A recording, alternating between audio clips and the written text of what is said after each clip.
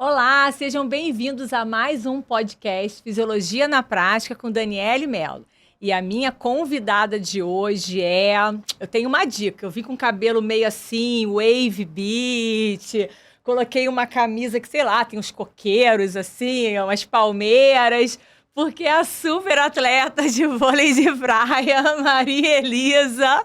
Seja muito bem-vinda. Muito bom estar aqui com você hoje, esse lugar fofo, né? Obrigada aí por esse convite. Ai, muito bom. Bom, dispensa apresentações, né? Mas a gente tem aqui atleta olímpica, campeã de vários circuitos nacionais e mundiais.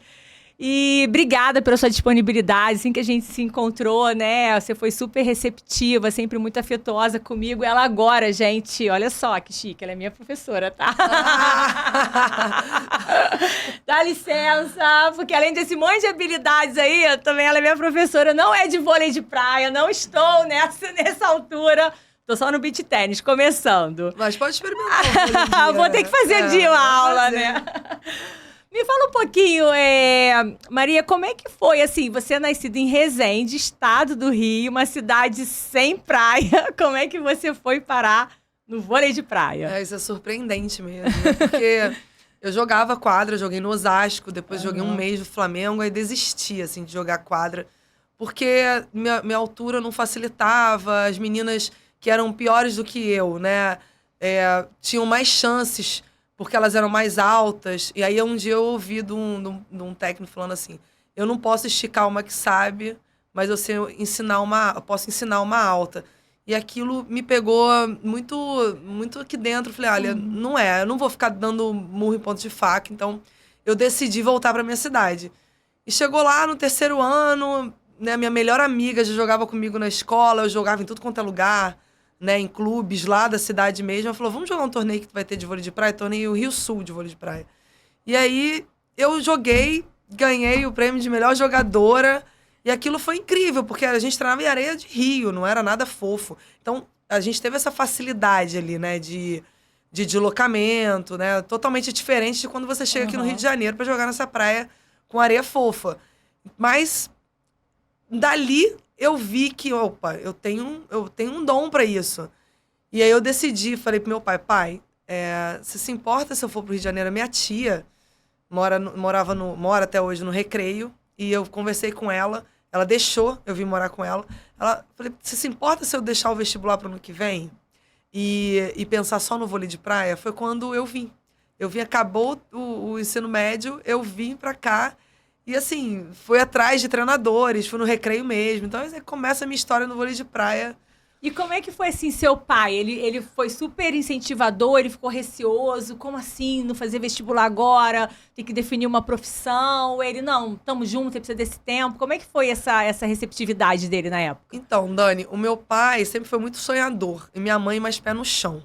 Então, minha mãe ficou cabreira e meu pai...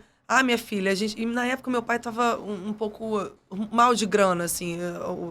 Ele tinha um mercado que tava quase que falindo.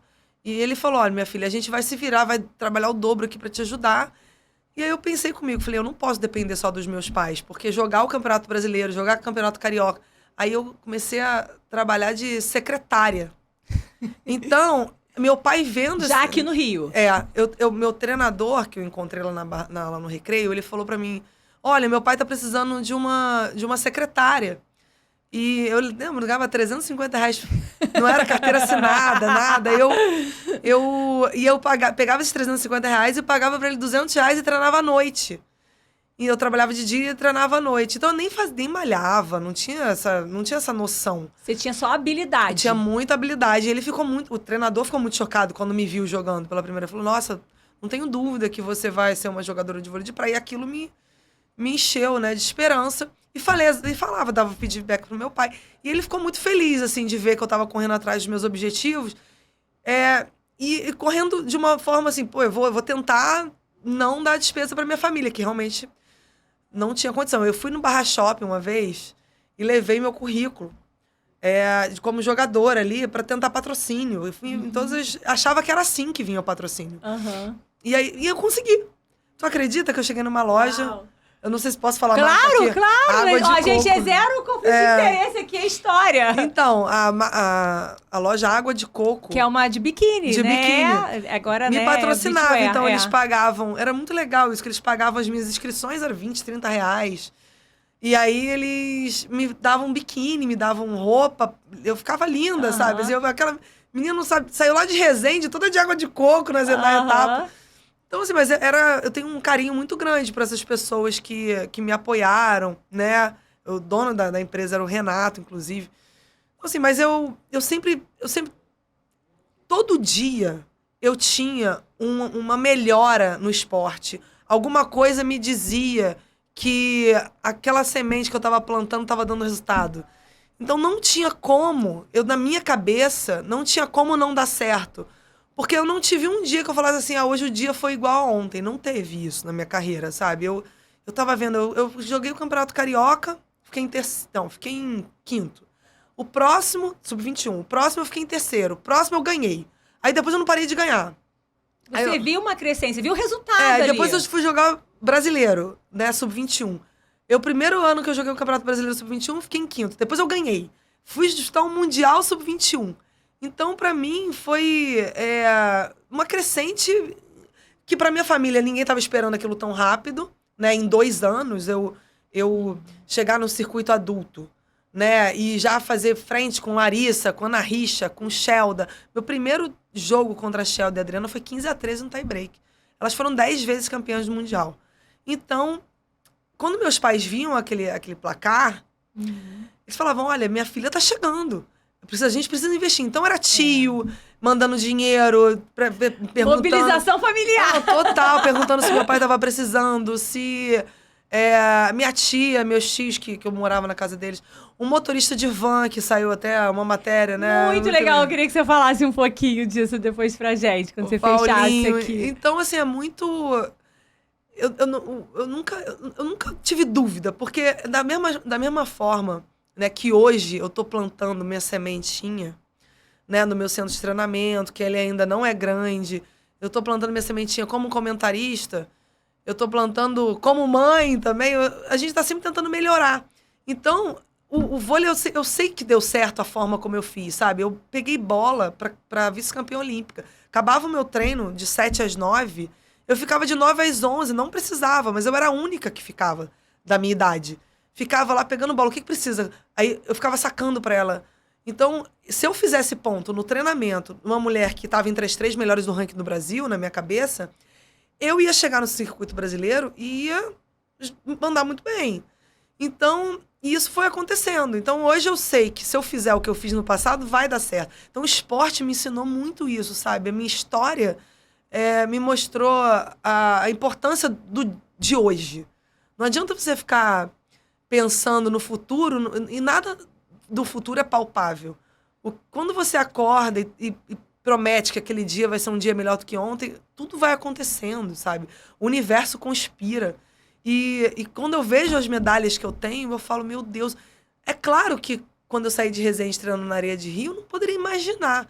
Mas todo o processo valeu muito a pena. E tinha, assim, você pegou um treinador que estava lá nesse momento no Rio te ajudando, mas tinha alguém que te desse algum direcionamento, ou era uma coisa muito seu, instintiva? Essa questão de falar, não, vou ficar mais aqui porque eu quero sacar, quero né, treinar com essa campeã, eu vou ficar aqui porque eu vou me preparar melhor para o circuito. Era uma coisa que era intuitiva, ou você via que acontecia nas outras modalidades, ou você tinha alguém direcionando você, vai por esse caminho? Como é que você lidou com essa parte? Então, eu tive uma professora na escola, Shirley Gastão. Ela foi fundamental na minha educação no esporte. Então, assim, para ser pontual, das coisas básicas, né? Correr atrás da bola, para tentar a técnica certa. Então, ela me ensinou a... Eu lembro uma vez que eu busquei uma bola com o pé e ela parou o treino, assim, e falou... isso daí é uma pessoa que acredita muito no potencial dela, que correu atrás, que buscou essa bola e que tem muito para dar. E é isso, o esporte ele te ensina tanto que nesse momento ela estava me educando. Então, onde eu quero chegar?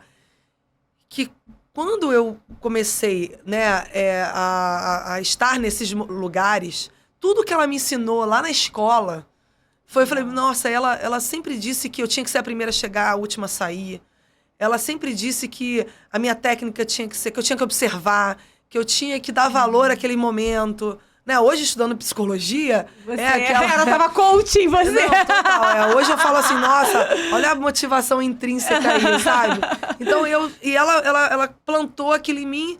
E aí, é claro, eu tive outros treinadores aqui no Rio de Janeiro. Então, eu tive o Pompílio Mercadante, que foi uma escola. Ele era técnico da vice-campeã olímpica. Então, ele mesmo falava, Maria, eu posso te usar no treino dela. Fica aqui também, sabe? Então, pra mim... eu devo muito a essas pessoas, mas eu pude captar. Mas tinha também essa coisa, eu via que estava dando certo.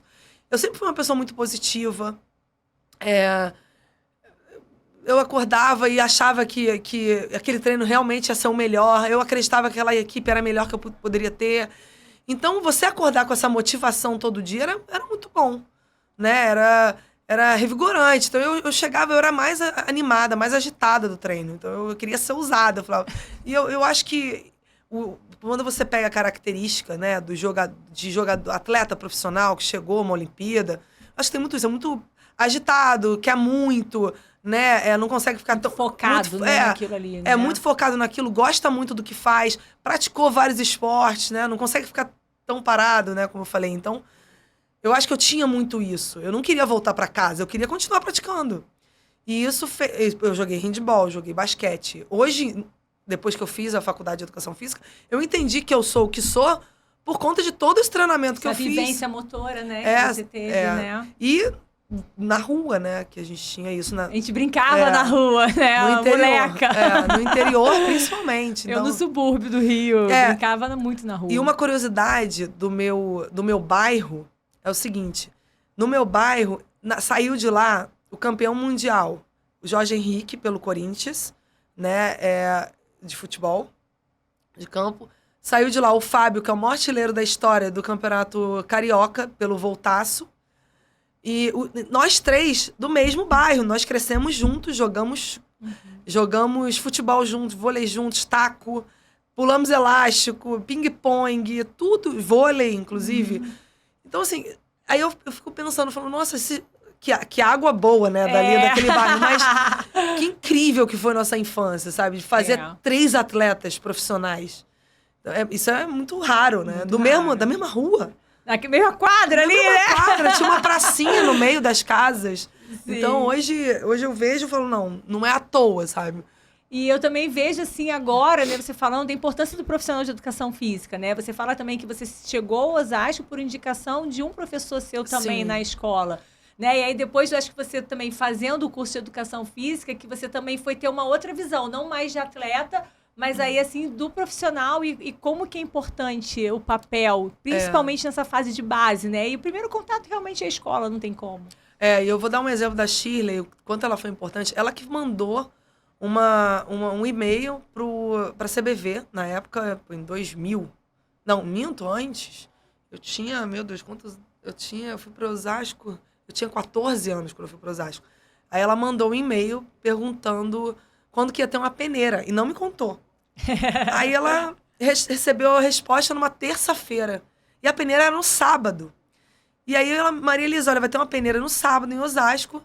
E eu contei pro meu pai. Meu pai fechou o comércio, foi a família inteira, me levaram. E aí passei num teste. 1000 garotas, eu fui uma das 8, né? Mas o melhor de tudo isso foi o seguinte, que eu morava em Osasco, final de semana que eu ia pra Resende, eu ligava pra ela assim, olha, minha recepção não tá muito boa, meu ataque não tá muito bom, meu saque... Ela me levava pra quadra, abria a quadra, o ginásio... Ai, que incrível. Abria o ginásio do Salesiano e me treinava um pouco e me dava... Porque ela era muito boa tecnicamente. Eu virei uma jogadora boa tecnicamente desde nova por conta dela. Ela se ligava nos detalhes. E aí você fala da educação física, né? Você aprende a se ligar nos detalhes. Você aprende que você pode ser muito mais do que só um professor de vôlei ou de handball. Você no fundo, você é um verdadeiro educador. É uma extensão da sua casa. E para mim foi muito. Ela foi muito importante. Então, no incentivo, na hora de chamar minha atenção, né? Eu lembro uma vez que... Aquela coisa, tipo, meu primeiro namorado, e eu desfoquei total. Queria ficar com o namorado, né? Com 16 anos. E ela me mandou eu tenho essa carta até hoje, porque eu guardei, porque foi muito marcante pra mim. Ela falando que não tava me reconhecendo, que ela via um futuro brilhante pra mim, mas que eu tava muito desfocada do esporte. Então aquilo mexeu tanto comigo que eu falei, opa, ela tem razão. Realmente eu tô. Então eu voltei rapidinho, conversei com ela, foi muito legal. Então eu acho que o profissional de educação física, ele tem um papel muito maior do que só falar de músculo e exercício, sabe? E principalmente porque é um momento em que a pessoa, ela tá tranquila, é um momento que ela acaba um exercício físico, ela tá, você sabe, ela tá relaxada, né? Feliz. Tá os hormônios ali, os efeitos. Exatamente. Os efeitos estão ali, então ela quer conversar depois, ela tá passando por algum problema. Então, assim, o profissional, ele precisa ter esse olhar mais cuidadoso, né? E quando você foi fazer educação física, você ainda estava na vida esportiva? Você já estava desacelerando? Você já pensava para frente, quando eu me aposentar eu quero fazer alguma coisa? Ou é porque você estava envolvida com o esporte naquele momento e você queria alguma coisa só para te acrescentar ali? Foi exatamente isso, Dani. Foi essa coisa do tô envolvida no esporte e eu não sabia qual a faculdade que eu queria fazer. Então, quando eu cheguei no Rio com 17 anos, quando eu me vejo ali com 23, né? 23 para 24 anos, eu falei, eu preciso entrar na faculdade. E eu já estava bem financeiramente. Já podia ter me dar de presente isso. E aí, eu entrei para Estácio na época, só que não era aliás, era só presencial. Imagina, eu viajava 15 países. 12 estados por ano. Então era impossível. Mas eu pensava assim, exatamente aquele pensamento que eu tinha do vôlei, vou plantar uma sementinha aqui na educação física, que um dia eu vou me formar. Eu terminei a faculdade, levou 12 anos. Você é aquela que dá nó na cabeça dos coordenadores de curso. Exatamente. Vários currículos que vão se ajustando. Não, 12 anos. Mas eu falo isso com muito orgulho, sabe por quê? Porque se eu não tivesse começado, eu não teria terminado. Eu morei em Fortaleza, eu viajei muito, eu tinha que trancar. Porque era o seguinte, o verão europeu, né, ali era como quando tinha o Campeonato Mundial. Então, era quando começavam as provas, terminavam as provas aqui do primeiro semestre. O segundo ali, né, que era parte do primeiro semestre. Primeiro semestre. E eu não conseguia começar o segundo semestre. Sim. E eu chegava totalmente perdida. Então eu falei, meu Deus. Porque você já chegava no meio do segundo semestre. Chegava aqui quase outubro. Então era terrível pra mim. Mas eu entendi. Aí eu falava, eu vou trancar esse período. Aí próximo eu volto. Aí eu tinha que trancar de novo. Aí eu pegava 3 matérias. Porque tinha que fazer fisioterapia. Tinha que treinar 2 vezes. Tinha que viajar. Tudo. Essa coisa do atleta mesmo. Então, mas não tinha o que fazer. Era isso. Era o que eu tinha. Então, assim, eu juro por Deus, que uma pessoa fala assim, terminou logo educação física, né? Que não é, assim, não é uma medicina. Mas era o que eu podia fazer. E hoje eu vejo, tem pessoas do vôlei de praia que jogam há bastante tempo, né? E começaram ali junto comigo e que não conseguiram concluir a faculdade. Mas que vão concluir. Entendeu? Mas porque se dedicaram muito ao esporte. Sim. Eu sempre coloquei o vôlei em primeiro lugar, senão eu não teria ido a uma Olimpíada. Entendeu? Senão não teria sido campeã mundial. Então, esse meu foco, ele precisava acontecer. Mas eu sempre deixei a educação física assim, quando eu parar de jogar. E foi exatamente isso. Ano passado, quando eu já estava pensando em parar de jogar, eu me formei. Aí eu já fiz um monte... Aí eu já pensei, agora eu quero estudar. Agora eu vou focar nos estudos. Então, eu fiz uma pós em psicologia esportiva. Assim, eu me formei em julho. Agosto já tava na... Agora que eu tô com tempo, agora eu vou fazer. Aí eu fiz a pós e aí amei a psicologia esportiva por vários motivos, né? De traumas que eu decidi. E comecei a faculdade de psicologia. Então, Agora nós temos aqui uma estudante de psicologia. Exatamente. E que vai agregar muito nessa parte da psicologia do esporte. É um mercado que cresce muito e essencial, né? Necessário. Olha, cresce, mas não é da forma como deveria ser. Né? Infelizmente, ainda você vê esportes não dando tanta importância, ou os atletas precisam pagar um treinador, um preparador físico, psicólogo é a última coisa que vai pensar. Mas, assim, hoje, com a tecnologia, com a internet, as pessoas estão ficando mais conscientes. Né? A Simone Biles foi muito importante para esse pontapé, o que ela estava passando e o boom que deu mundialmente sobre esse assunto. Então, eu acho, sim, que vai estar tendo uma melhora, mas não na velocidade que as pessoas acham. Se você olhar no esporte, tá? No esporte. Acho que fora do esporte, na terapia, acho que tá até melhorando mais, até porque veio a pandemia e tal. Mas no esporte ainda tem muito a crescer. E até porque é recente. No Brasil, né? Você vê nos anos 80 que chegou no Brasil, com Carvalhais. Então, você vê... e aí eu, em 2012, não tive na Olimpíada um psicólogo, que é um absurdo. Então, mas começou no futebol aqui, e mesmo assim, não deram continuidade no futebol da forma como deveria dar. Então, é muito... Nos Estados Unidos começou também. Então, lá começou muito antes. Então, é isso. Eu acho que essa importância... Eu tô buscando a psicologia porque eu quero muito ajudar atletas. Eu quero que eles... Eu tenho muita bagagem. Eu já fui ansiosa. Aliás, continuo ansiosa, tá? Mas eu já fui ansiosa. Eu já fui calma. Eu já fui corajosa. Já fui medrosa. Eu já fui... Tudo que você possa imaginar já aconteceu comigo dentro de quadra. Então, os gatilhos emocionais que eu aprendi sozinha me fizeram uma certa jogadora. Quando eu tive uma psicóloga do meu lado em 2014, me dizendo, facilitando alguns processos, eu me encaminhando em como usar aqueles gatilhos ali, né? Exatamente. Aí eu fui campeã mundial.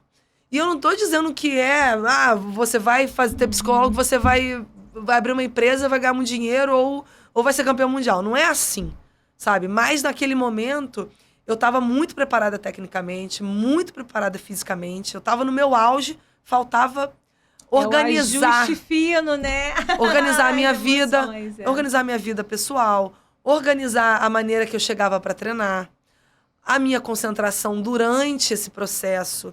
Se eu, tirar o que tinha que tirar antes de iniciar o treino. Porque para você dar o seu melhor, ali você tem que estar concentrada 100%. Né? Hoje eu tenho o meu centro de treinamento que eu pego ali 5 minutinhos para alongar, que seja, e puxo esse lado de vamos prestar atenção aqui, sabe? Porque... Não é um movimento, não tô alongando por alongar, não tô fazendo esse movimento por fazer. Tem uma finalidade. Porque quando você sai da tua casa, você tomou café de uma forma, conversou com alguém que te trouxe algum problema, a pessoa que trabalha para você chegou atrasado, ou o do trânsito alguém te irritou, ou o seu técnico já olhou de cara feia para você ser... Sabe? Então você já entra com muitas informações que te desconcentram. E ali eu entendi que o meu treinamento ele foi para outro patamar. Depois que eu comecei a fazer visualização, depois que eu comecei a organizar meus gatilhos. Essencial. E você falou agora, né, de Mundial, de Olimpíada. Como que foi chegar a Londres, na terra da rainha, porque ainda era a terra dela? Exatamente. Aquele quintal maravilhoso. O que acontece com o vôlei de praia? Que os melhores locais estão sempre lá. A arena do vôlei está sempre nos melhores locais. Eu não sei. Isso é uma coisa que eu não sei explicar. Eu pensei nisso outro dia, mas eu não sei. Não, tô para perguntar pro Kobe isso. Porque é incrível, né? Foi no quintal da rainha. Agora Paris vai ser na Torre Eiffel. Aqui no Rio foi na Copacabana. Arena Copacabana, que foi lotada todos os dias. Foi incrível. Então, assim, Eu acho... Quando eu cheguei na Olimpíada, eu achei aquilo muito grandioso. E me achei muito grandiosa. Falei, meu Deus, eu tô entre as pessoas mais importantes do mundo nesse momento. Porque eu via tantos guardas, tantas pessoas, tanta escolta, né, na Vila Olímpica para os atletas. Eu falei, meu Deus, eu tô no lugar mais seguro do mundo no momento. E você, lá atrás, você pensava assim, eu vou chegar numa Olimpíada? Você já determinava? Eu quero chegar na Olimpíada? Ou era uma coisa, nossa, cheguei aqui? Não, foi assim. Eu conheci o Edson Figueiredo, o preparador físico, aqui no Rio de Janeiro. E ele falava muito de Olimpíada na minha cabeça. Muito. Nossa, falava de Olimpíada. E foi a primeira pessoa que introduziu esse assunto dentro... Porque eu olhava, eu me emocionava com as Olimpíadas, mas eu não, era algo que eu não sabia que era palpável. Né? Aquela coisa que eu falei, eu vivia muito dia a dia. Então, e uma vez... aí uma vez eu fui já estava bem, né? Já tinha ganhado uma etapa do Campeonato Mundial, já tinha feito alguns pódios no Campeonato Mundial. A Juliana, que jogava com a Larissa, ela se machucou e não pôde jogar Pequim. E aquilo me deixou mal, assim, por ela, né? Ela ter se machucado. E eu lembro dela voltando e falando assim, não tem problema, eu sou a primeira a pensar na Olimpíada. Então eu sou a primeira que já tô me preparando para Londres. E quando ela falou aquilo, eu falei pros deuses, eu falei, eu sou a segunda. E fui a segunda. E fui pra Olimpíada, a Juliana também foi. Então, aquilo, a palavra tem poder, o seu pensamento tem poder, né? Eu hoje, vivendo tudo que eu vivi... A psicologia, então, agora eu tenho certeza daquilo que... Quando eu vi a Juliana falando aquilo, eu falei, eu vou ser a segunda. Então, teve um peso muito grande no que eu queria e na onde eu queria chegar. Então, quando a Thalita volta da Olimpíada, né? A Thalita até brincava comigo, falava assim, depois que a gente começou a jogar junto. Ela volta da Olimpíada com a Renata. E eu convido ela pra jogar.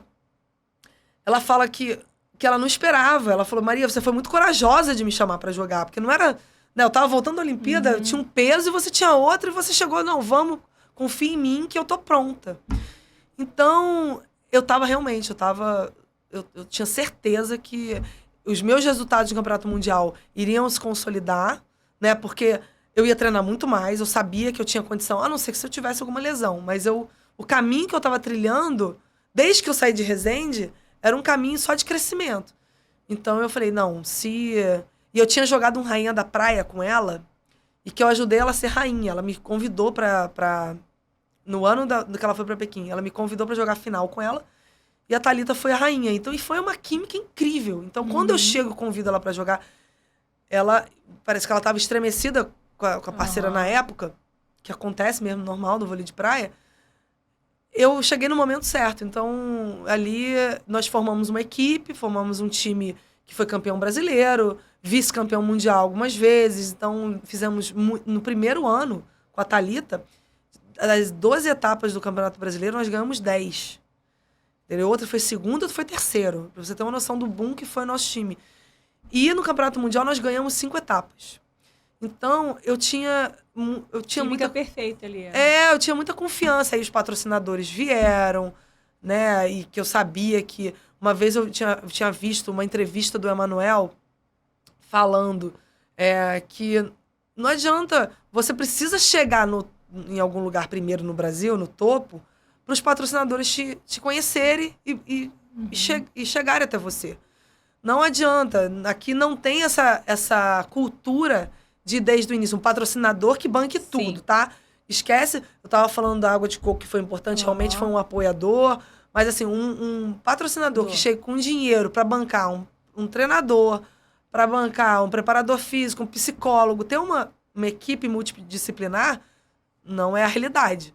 Então, eu tive isso ali com a Thalita. E aí, chegou na Terra da Rainha. Aí, me fala como é que foi estar lá. Agora, lá, quando você pisou naquela arena lá. Ai, foi demais. Olha, primeiro jogo... Posso falar? Pode. Me caguei toda. Psicóloga e professor de educação, posso falar? Gente, foi assim, o primeiro jogo... Eu tava muito nervosa, muito nervosa. E aí, aquele lance que eu te falei dos gatilhos emocionais. Eu sabia que dentro do meu nervosismo, a forma como eu já tinha enfrentado algumas vezes era colocando pra fora. Então, eu assisto meu primeiro jogo, era vambora! Vambora! Cara, eu parecia uma louca dentro de quadra, sabe? Mas funcionava pra mim. Eu tinha muita energia, sabe? Eu era mais nova, tinha muita energia. E aquilo, eu lembro que foi o meu melhor jogo. Porque eu saí de uma situação de nervo. Quando tinha o David Beckham, o príncipe assistindo. Aí, não é por eles serem homens, não. É porque era muita importância. Aquele local era muito importante. Aquele momento era muito importante. Era tudo que eu sonhei, era tudo que eu sonhava. Então foi muito maneiro, assim. Mas eu saí de lá, assim, numa... Pilhadíssima! Passei. Nós ganhamos de 2-0, passei por esse momento, sabe? Que foi a estreia.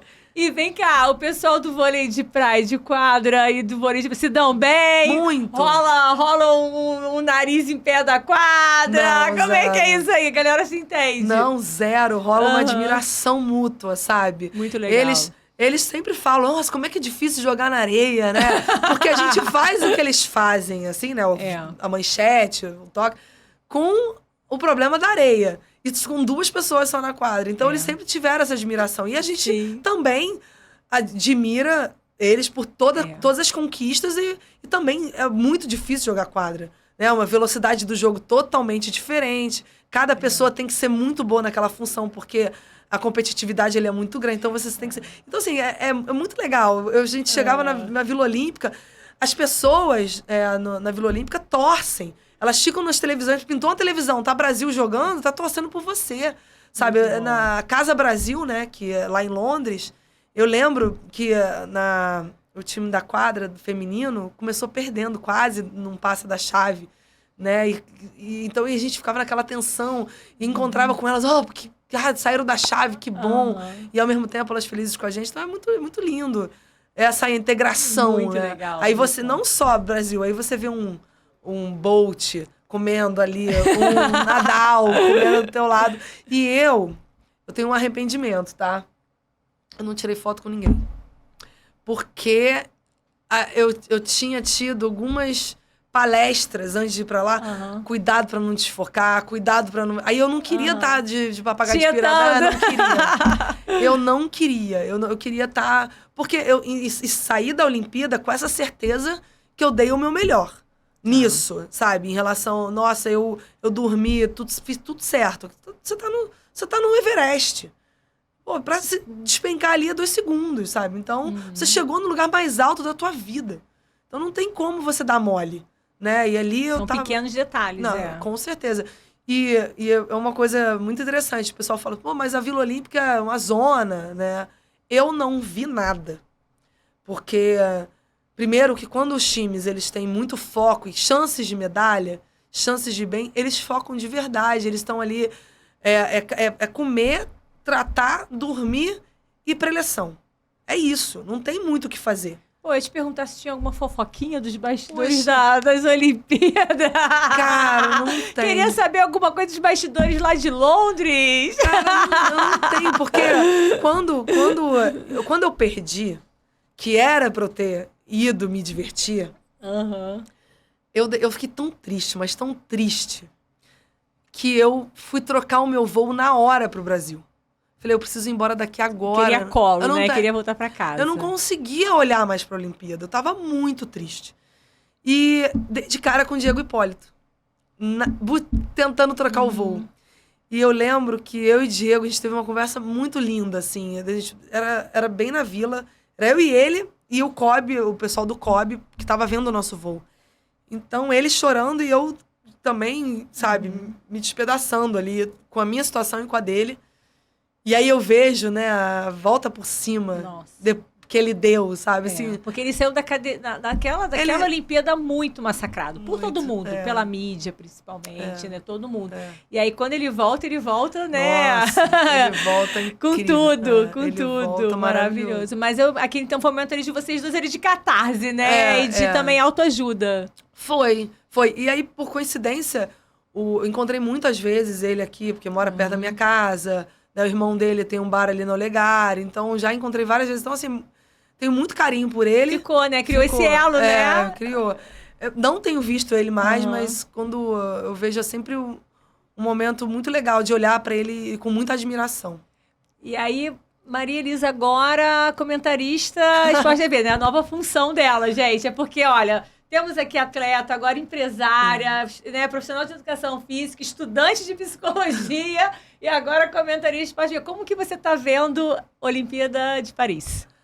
Então, mas para eu comentar ou em relação aos times? Primeiro fala do vôlei, depois fala de você comentar. Então tá. Então, eu vejo uma mudança de mentalidade dos times do Brasil. Estão muito mais profissionais, né? Dificilmente você vê um time hoje do vôlei de praia sem um psicólogo, tá? A estrutura de clube hoje que eles estão tendo está sendo muito legal para eles terem uma equipe toda paga. Isso causa uma tranquilidade para eles. O ciclo olímpico passado, né, que eles não trouxeram medalha, mas, desculpa, eu não vejo... Para mim, o feminino tinha muita chance de medalha. Tanto que numa etapa anterior, elas tinham sido primeira e segunda do ranking. Primeira e segunda do pódio. Então, era Ana Patrícia e Rebeca, Duda e Ágata. E elas foram para a Olimpíada e ficaram 5º e 9º. Então, assim, elas tinham condições, sabe? Acabou que é jogo, é Olimpíada, acontece de perder, sabe? Mas acho que o Brasil estava muito bem representado. O masculino também estava muito bem representado. Eu acho que a questão maior ali foi o troca-troca que teve do masculino.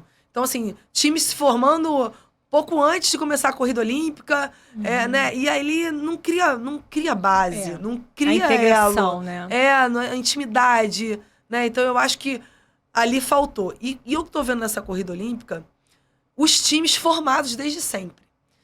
E isso é bacana, sabe? A não ser agora a Ágata voltando de gravidez, mas a Carol com a Bárbara já tem um tempo. A Ágata, a Duda e a Ana Patrícia já estão juntas desde o início da corrida olímpica, desse ciclo olímpico. Então, eu vejo grandes chances. A Tainá e a Vitória, a Andressa e a Vitorinha, a EG com a Tayana, a Thalita com a Tâmela. Então, eu vejo esses times bem coesos. O masculino também.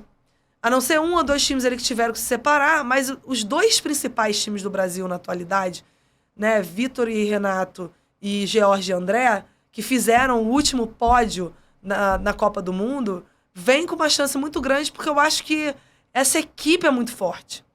Então, é óbvio que o mundo inteiro melhorou, né? Não dá para dizer assim, foi só por causa disso que eles não ganharam, não trouxeram a medalha.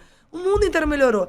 Pode ser que não tenha medalha pro Brasil nessa Olimpíada também, mas está tendo uma tentativa de melhora em relação aos anos anteriores. Então, já teve os times mais coesos e a CBV no investimento maior, os clubes no investimento maior. Então, eu acredito sim que eu sou muito positiva, né, como eu falei. Eu acredito sim que o Brasil vai trazer alguma medalha. E você vai estar comentando?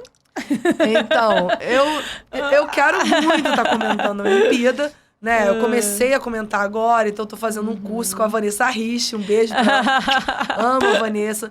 Então, assim, está sendo muito gratificante esse novo início que eu não estava esperando. Eu estava focada no meu centro de treinamento, focada no meu filho, focada na psicologia. E agora vem comentarista. Foi muito bacana, assim, essa missão, né? Essa credibilidade que deram ao que eu sei do voleibol. Então, eu tô adorando.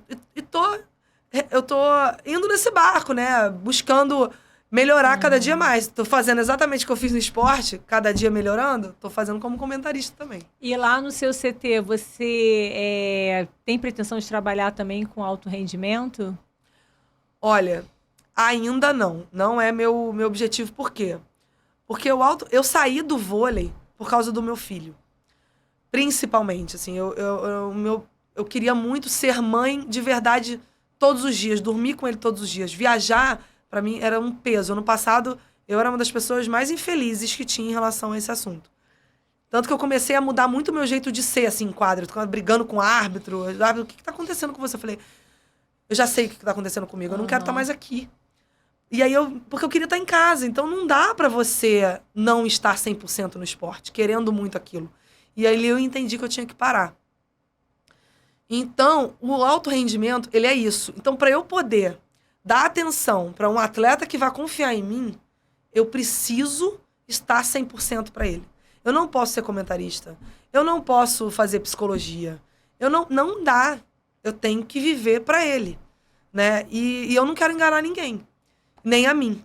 Então, no momento, não é um foco. Eu gosto... O meu centro de treinamento, ele é uma realização pessoal, assim, que eu sempre quis levar o que o esporte tem de bom para as pessoas, né? Qualidade de vida, né? Conhecer pessoas, tira muitas pessoas de depressão.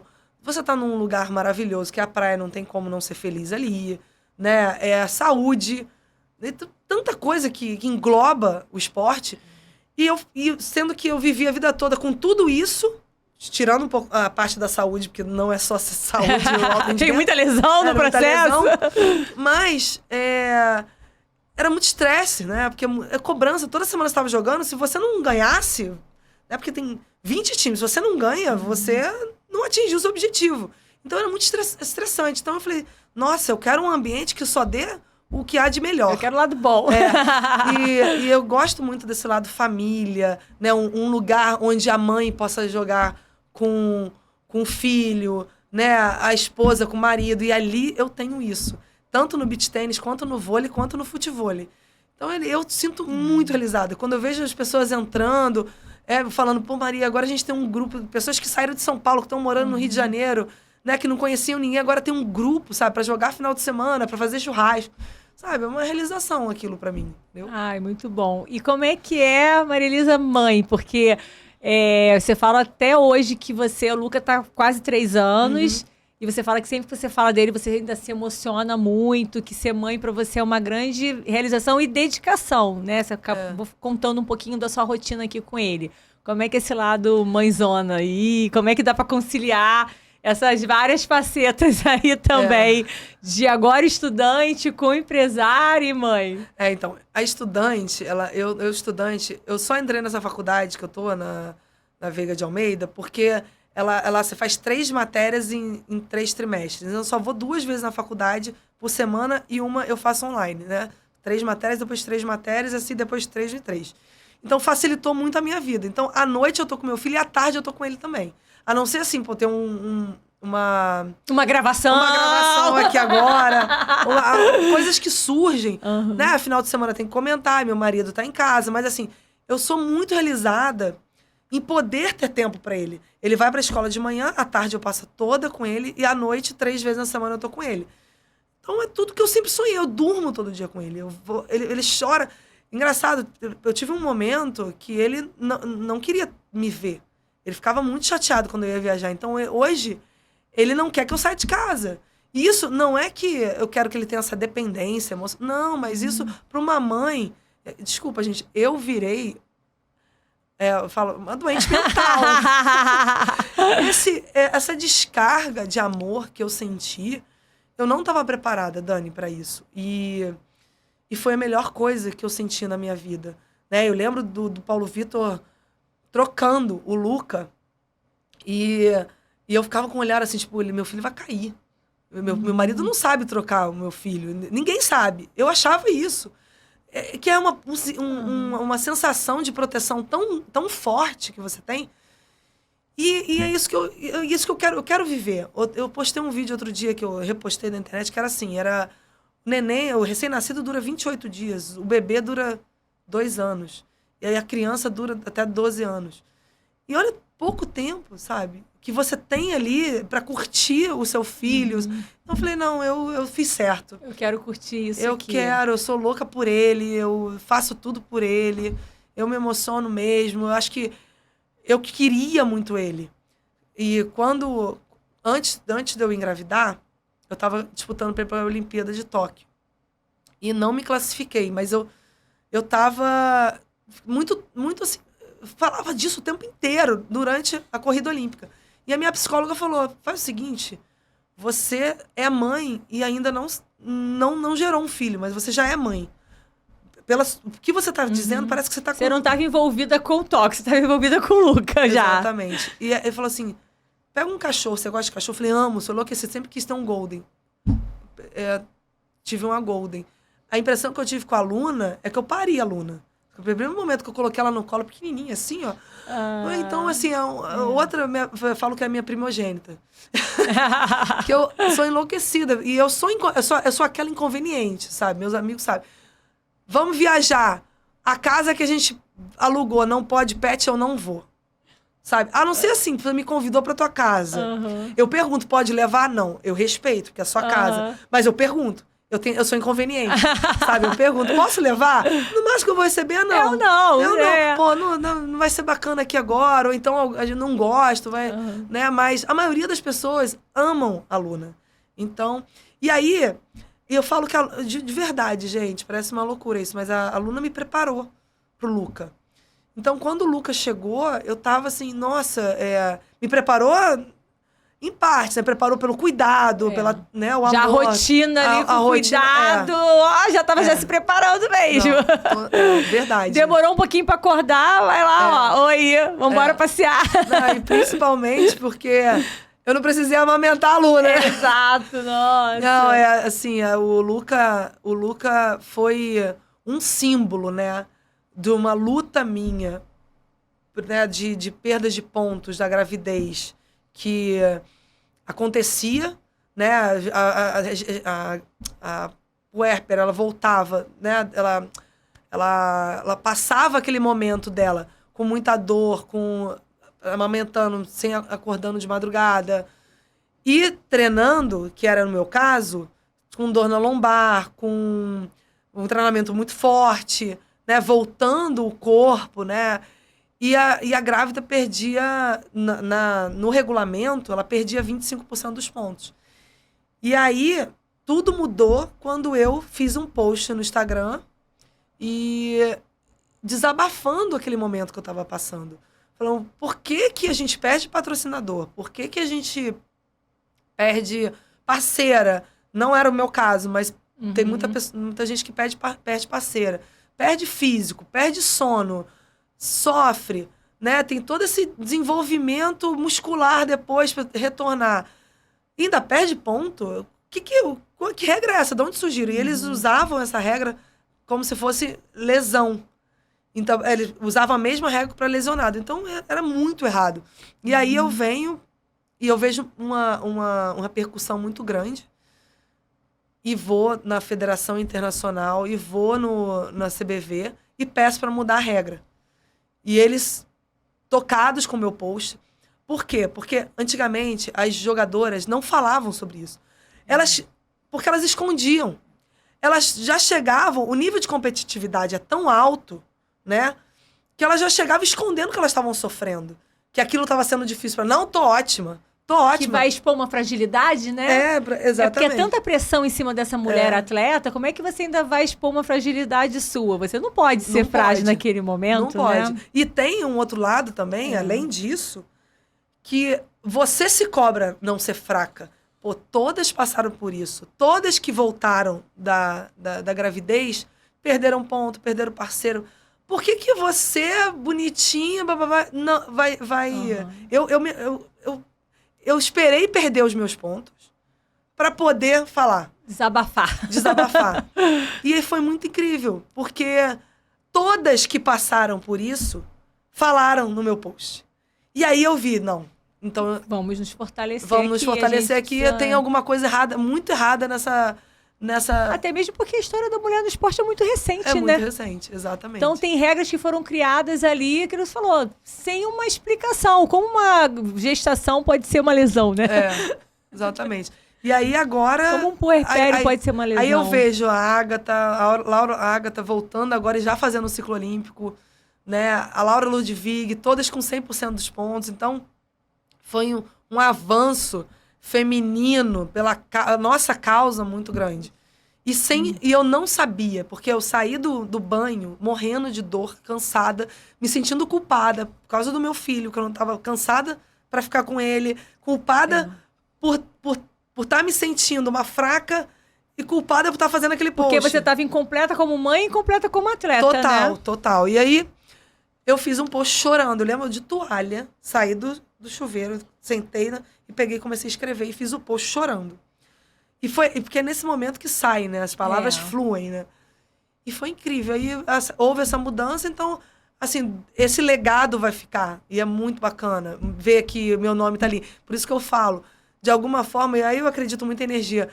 Eu já queria muito ser mãe, o Luca veio como símbolo desse legado. Então eu acredito que nada é por acaso, sabe? Acho que e eu não ia voltar a jogar depois da gravidez, então eu voltei e esse propósito foi sem querer, né? Assim, foi uma coisa muito espontânea, que depois que eu corri atrás, que eu vi, nossa, realmente eu tinha que ter voltado, eu tinha que ter tido esse propósito. Esse papel, exatamente. Você estava ali naquele momento para essa mudança aí no esporte. É, muito bom. E, Maria-Elisa, como é que foi você dentro das Forças Armadas? Conta um pouquinho pra gente aí. Pra quem não sabe, Maria-Elisa a gente tem um programa que é chamado PAR, que é o Programa de Atletas de Alto Rendimento, né, das Forças Armadas. E a Maria-Elisa foi especificamente atleta da aeronáutica, que estava na época responsável, né, pelo vôlei de praia. E aí me conta um pouquinho como é que foi você aí nessa vida militar. Minha cidade é uma cidade militar, né? Resende, que tem a AMAN. Mas eu tive professores militares. Então, pra mim, foi bem tranquilo, né? Pois assim, tô voltando às origens. Total. E eu achei o máximo, né? Ficar bem vestida. E o programa é incrível, ajuda muitos atletas, né?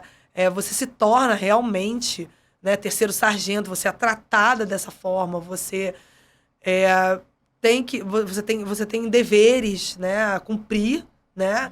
E isso me deixou muito, muito feliz. Falei, nossa, que bacana que tem esse espaço para o atleta. E é um local ali onde a bandeira tá muito firmada. Porque eu acho que a gente tem muito isso na Olimpíada, quando você vê a bandeira ali do Brasil subindo, né? Essa emoção, essa representatividade. Ali você tinha esse espaço para ver a bandeira todo dia sendo hasteada, né?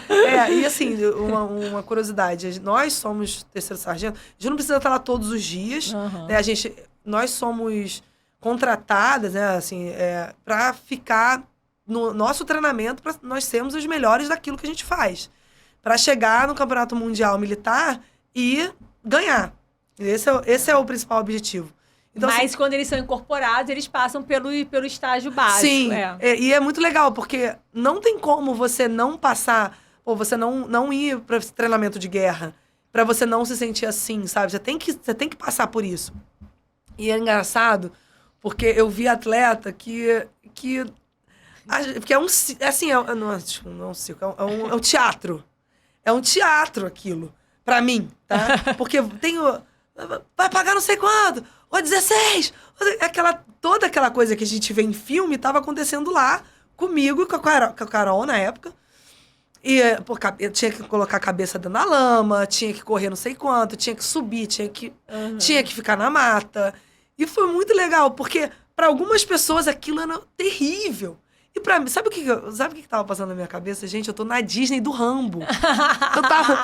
É a forma como cada um lida com os seus desafios, as suas dificuldades. Esse meu lado positivo demais, sabe? Que eu olhei e falei, quem é que tem a oportunidade de conhecer isso? De estar aqui, de conhecer essas pessoas, de entender como é que realmente funciona. Se tiver uma guerra, realmente é isso que acontece, sabe? Então, eu tava me achando muito especial naquele momento. Falei, eu tô aprendendo. No mínimo, o que tá acontecendo comigo, eu tô aprendendo. Então, foi muito legal. E eu tô saindo agora em junho. Como eu parei de jogar, eu tenho que sair, né? Então, ao mesmo tempo que eu fico triste, mas eu sou muito grata pelos 5 anos que eu passei. Então, todos os coronéis, todos os generais, tenentes, sabe? Todos a gente cria uma amizade. Isso é muito legal. E aí, falando um pouquinho agora porque a aposentadoria foi recente, né? Ainda tá, gente, ainda tá. Tá rodando aí direto aí nas mídias. Porque você também acabou que o momento que você resolveu se aposentar foi também uma grande celebração e de voltar toda uma história da sua carreira, né? Foi um momento de você relembrar todas as fases. Como é que foi isso aí? Você esperava esse impacto todo que teve? O pessoal falando da sua aposentadoria, você esperava uma aposentadoria mais, assim, discreta? Como é que foi isso aí? As pessoas não sabiam, as pessoas não sabiam agora. Mas eu já estava aposentada desde dezembro e estava vendo, na minha cabeça, mas eu tinha aposentado o meu corpo. E aí eu falei assim, vamos ver nesses 3 meses sem treinar, o que eu vou sentir, né? Os 4 meses e tal. E aí uma jogadora chegou pra mim, pô, você vai parar de jogar, Natasha, minha amiga. Você vai parar de jogar, mas você não vai ter nenhuma despedida. Eu falei, não, Natasha. E eu tava um pouco estressada com o vôlei, sabe? Falei, não quero saber disso agora não, Natasha. Pô, comemorar o quê? Eu já tô feliz com o quê? Ela, Maria, mas você tem muitas pessoas. Eu falei, muitas pessoas que te acompanharam esses anos. Eu falei, aí que eu me toquei. Eu falei, nesse momento eu acho que eu só tava pensando em mim, sabe? Eu falei, eu tenho sim. E aí, quando eu fiz a matéria pro Globo Esporte sobre o Paulinho Davan... Aí conta um pouquinho pra gente, quem deu um Google lá, mas dá um Google aqui também. Que tá relacionado lá ao teu passado, de todo mundo te apoiando, né? O Paulinho, ele, quando eu morava no Recreio e eu ia pra Ipanema, ele era o motorista de van, de lotada. Então, ele pegava as pessoas na casa, porque já era fechado, né? E aí, a minha tia... Eu morei no Recreio uma época, exatamente. E a minha tia ia, todo dia. Só que custava R$4 e eu tinha que andar pra caramba pra pegar o ônibus, que eram R$2. Então, de vez em quando, minha tia pagava pra mim pra ir R$4. E aí, um dia ele perguntou pra ela, por que ela não vem todo dia com a gente?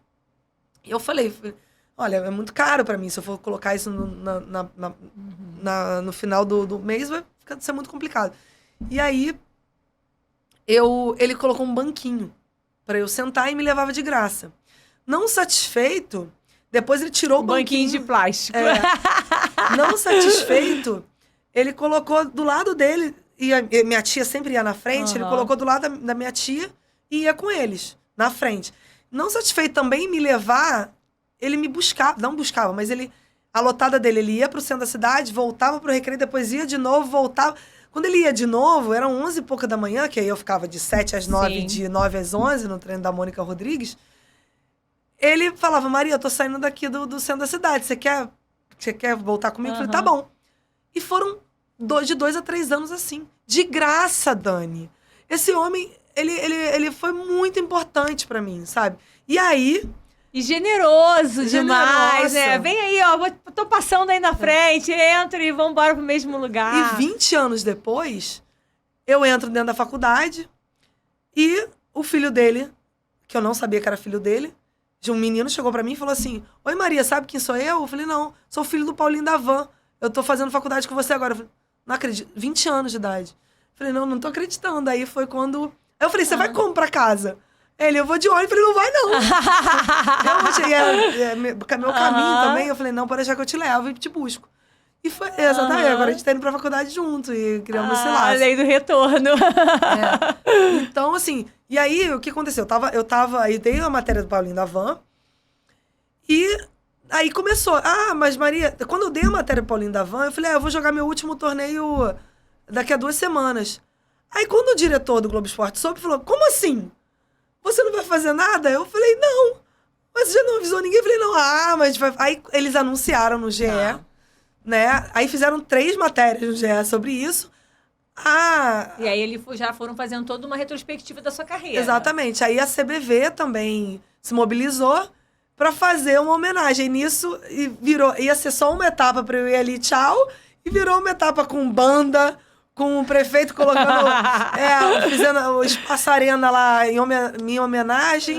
Então foi muito lindo. Eu não esperava, mas eu fiquei muito feliz. Eu recebi muitas mensagens de carinho. Eu liguei para uma fã minha, né, que eu falei assim, olha, tu tem que ir para lá agora, porque é meu último e a que mais sempre me ajudou muito, né, sempre me apoiou. Então eu falei, você tem que ir para lá agora, porque é minha última, senão ela vai me matar.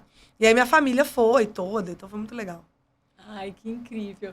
E você agora, aposentada só de um lado, super ativa. Tem projetos futuros? Então, Tem vários, né? Mas assim, eu quero saber exatamente. demais. Eu tenho muita vontade de trabalhar com time olímpico como psicóloga. Muito. E então era algo que eu já venho pensando desde o ano passado, desde que eu comecei a fazer minha pós. Só que aí tem meu centro de treinamento. Então eu tenho muita vontade de crescer o meu centro de treinamento, tá? Ele funciona desde 2016. Mas era muito pequeno, agora eu tô com mais espaço, mais esporte. E aí eu tô totalmente voltada para ele. Então é isso, eu quero muito fazer, porque a minha faculdade de educação física tá ali dentro, né? Então é a psicologia com meu centro de treinamento. Agora, é claro, se as coisas derem certo como comentarista, é claro que eu não vou deixar essa oportunidade passar. Mas não é algo que eu pense, não é algo palpável para mim, não depende tanto de mim. Assim, eu sei como é que é a televisão, assim, eu sei como é. Eu vou me esforçar muito, mas é claro, vai ter alguém que possa ser melhor do que eu, né? E tá tudo bem, eu vivi isso a vida toda. Ou não também, se eu pudesse continuar, eu vou ser muito feliz também fazendo isso. Essa parte da saúde mental, né, como a gente abordou aqui, ela está sendo extremamente, né, comentada, falada. Tinha sempre um preconceito você falar que você tinha ansiedade, que você tinha depressão. E os atletas, principalmente, né, com essa imagem de ser super atleta, de ser super homem, né, não são super humanos, tudo. Tinha muito esse rótulo. Então, assim, o papel na psicologia hoje ela já é consenso. A gente sabe que ainda tem muito para ser aplicado, assim, os benefícios e o conhecimento já sabe que é importante, né? A gente só tem que agora realmente aplicar um pouquinho mais. Então, eu tenho certeza aí que você vai poder fazer grande diferença. Agora, você, por mais que tenha demorado a se formar na educação física, você também já vai para a faculdade com outro olhar, né? Já mais madura, mãe, né? Já mais velha. Como está sendo assim, e até podendo realmente agora curtir essa fase? Sim. Como que está sendo retornar a vida? Eu adoro ser estudante sempre, eu tô toda hora querendo voltar a ser estudante, que eu adoro invento um curso, alguma coisa. Como que está sendo, né, esse retorno aí, e teu olhar, principalmente, assim, porque você tem ali, né, contato com vários estudantes super novos, como, Sim, né, sim. o filho do Paulinho da Van e outros também. Então, você já é uma das mais velhas na turma, mas também com muita experiência e também numa outra fase da vida. Então, como é que está sendo isso agora aí para você? Olha, é muito diferente hoje estudar sem ter que viver o que eu vivi, né? Eu tô muito mais tranquila, né? Eu não preciso ter um alto rendimento de manhã cedo e chegar tão cansada. Então, minha cabeça tá muito... Por mais que eu esteja ocupada, não tô esgotada como eu ficava. E as preocupações que eu tinha, né, como atleta, então eu não tenho mais. Então eu tô muito mais tranquila para estudar e deixar com que aquele conhecimento entre dentro de mim. E eu nunca tinha vivido isso. E isso está sendo incrível. Eu juro, eu achava que eu não tinha tanta capacidade para ler e assimilar tantas coisas. E hoje eu tô fazendo esse exercício comigo, né, de foco, porque o foco que eu tinha dentro da quadra, eu super transferi para minha leitura. E eu falei, meu, que mundo lindo que é a da leitura. Eu não porque por mais que eu pegasse um livro para ler, era muito mais para me desopilar do que para eu aprender. Sabe? Eu pegava o livro só Era lazer, né? Era lazer, né?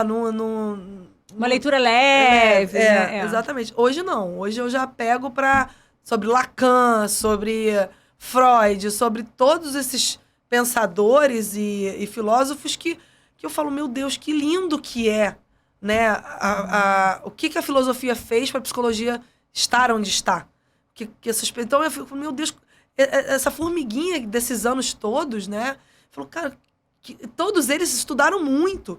E aí, daqui a, sei lá, 50, 100 anos, tudo que a gente estuda vai ser um motivo para estudar melhor o comportamento humano, né? Que a gente fala que neurônio não tem como quantificar. É verdade. Então, assim, e a psicologia é tão ampla, e eu tô é tanta coisa para eu aprender, é como, assim, ao mesmo tempo eu tô um pouco atrasada, né? Um pouco assim, você fala 40 anos, e começou agora tanta gente estudando psicologia desde os 20 anos de idade, que já tá com 40, que já tem livro, que já... Aí eu falo, E ainda eu me sinto um pouco atrasado, preciso correr atrás do prejuízo. Mas é a sua história. Mas é a minha história. Mas essa pessoa que não viveu o que eu vivi no esporte. E uma coisa que já me falaram, né? A Kátia Rubio, né? Grande psicóloga dos... Nossa, incrível! Ela é a papa da psicologia esportiva.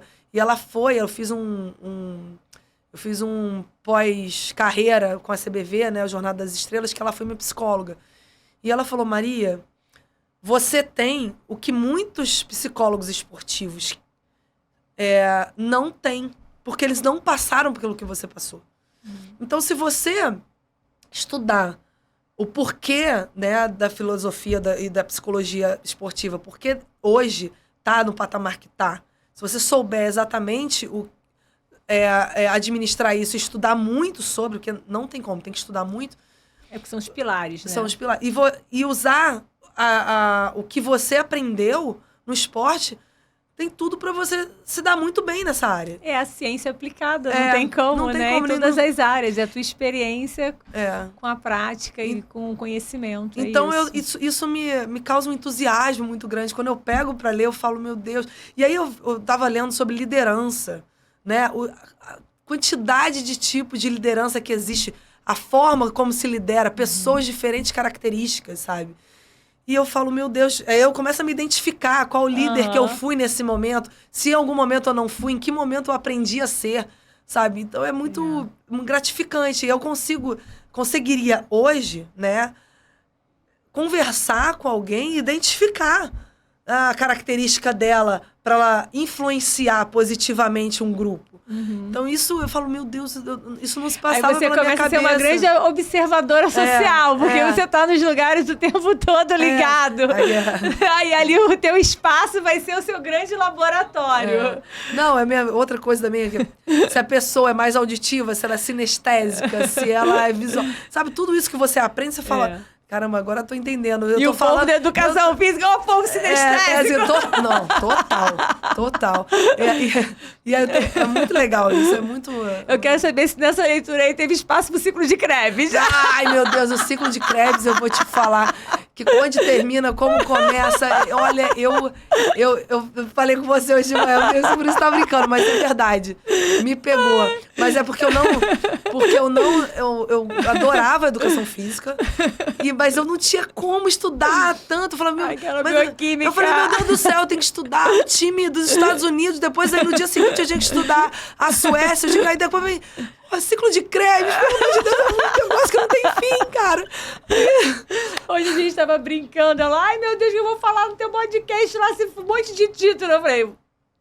Pega lá o ciclo de Krebs. Mas é muito legal. Estudar fisiologia, estudar... Nossa, eu estudei tanta biomecânica. Né? Educação física é muito importante. Eu brinco com o meu marido, né, que ele faz medicina. Eu falo, o meu objetivo é que as pessoas não te procurem. Esse é o meu objetivo. Você quer trabalhar na prevenção, né? Promover saúde, é isso mesmo. E a conscientização disso, atualmente, parece uma... Eu tô falando aqui o que todo mundo fala em todo o podcast, mas é verdade. Não tem como fugir. Hoje, a prevenção, né, tanto na educação física quanto na fisioterapia, é importante, quanto na psicologia. É importante porque você tome menos remédio futuramente. Isso é fato. O exercício que é o melhor medicamento, né? Exatamente. Ai, Maria, a gente tem que acabar. Dá vontade de ficar falando aqui, né? Você quer mandar... Ah, não, peraí. Antes de você mandar um recadinho lá, eu queria só te perguntar... uma curiosidade, fofoca, característica. Isso é a brincadeirinha do final do nosso podcast. Alguma coisa que ninguém sabe, assim, da Maria, ou poucas pessoas que convivem com você ali sabem de alguma característica sua. Eu já descobri hoje que você é boa de faxina. A moça que trabalhando pra mim tá de férias. Ai, meu Deus. Fiz uma faxina hoje, eu vim pra cá. Ó, me mostrou foto e tudo, gente. Ela é boa de faxina e queimou calorias, né? Atividade da vida diária. Você quer ver uma característica minha? Eu sou aquela pisciana, assim, do fundo do mar que ainda não saí, sabe? Eu viajo, sabe? Às vezes, eu melhorei isso, eu tive que melhorar a minha concentração no esporte. Mas vários momentos você pega, eu tô assim, ó, olhando pro nada, viajando, aí a pessoa fala, é isso, eu acho que é essa característica que eu sou esquecida. Nossa, eu sou muito esquecida. Coisas bobas em casa. Eu falei isso com você, eu falei, falou nada. Aí ele, não falei. Agora, na gravidez, eu tenho uma situação que eu falei, meu Deus, eu já era esquecida. Na gravidez, eu fiquei... Aí já era. Cara, eu lembro que eu deixei uma Coca-Cola dentro da cristaleira. E o meu marido foi procurar na geladeira. Tá na geladeira. Eu coloquei lá. Não tá. Cara, aí, beleza, ninguém sabia onde tava a Coca-Cola. Eu fui pegar um copo, aí tava lá a Coca-Cola, cara. Não, pior que nem era uma Coca grande, não, era pequena, assim, que cabia. Eu falei, o que eu coloquei ali? Mas coisas de grávida. Sim, aí tá a fisiologia explica. Não, total. Nossa, eu não sei o que acontece com a cabeça da grávida, é algo enlouquecedor. Bom, recadinhos finais para os fãs, para os seguidores, para os públicos em geral. Como é que fica isso aí? Eu acho que me sigam, né? Minha vida não vai parar. Tô cheia tô cheia de vontade de buscar novas coisas. Feliz, né? Meu Instagram não é feliz ali de fachada, não é de verdade. Eu tenho um marido maravilhoso, um filho maravilhoso, graças a Deus. Cachorro maravilhoso. Então é isso, eu acho que eu tentando passar o meu conhecimento, eu vou estar sempre... Agora eu tô tentando mudar um pouco o meu Instagram para esse meu lado mais psicóloga. Vou tentar mudar isso, passar um pouco do meu conhecimento. Não comecei, mas eu acho que tô por essa linha. E é isso. E quem quiser fazer beach tênis, ou vôlei de praia, ou futevôlei, o meu centro de treinamento é ali no... Posto 2. Entre o posto 1 e o posto 2, do lado dos bombeiros, em frente ao edifício Barra Leme, ali no 600, mais ou menos, onde é o restaurante Comune. Então, vão lá. Praia da Barra da Tijuca, Rio de Janeiro. Galera, vão lá fazer, vocês não vão se arrepender. Eu tenho professor, além de eu dar aula de vôlei, futevôlei, beach tênis, eu tenho professores que foram atletas profissionais e são educadores físicos, então estão respaldados, vocês vão conhecer o melhor que o esporte tem de melhor, o melhor que o esporte tem, e os melhores professores, né, que eu pude fornecer estão lá. Eu já tô, gente. Eu já sou aluna lá, hein? Já vou me encontrar lá também no CT dela treinando. Exatamente. E para finalizar o nosso podcast, eu queria que você completasse a frase: podcast com a Dani é... alegria, é uma delícia, é descontração, é tanta coisa boa. É muito bom, Dani. Muito obrigada, adorei conhecer um pouquinho da atleta, da mulher, da empresária, da pessoa, né? Da Maria. A Maria. É isso aí, é só isso daí. Muito obrigada. Obrigada. Obrigada, gente. Até a próxima.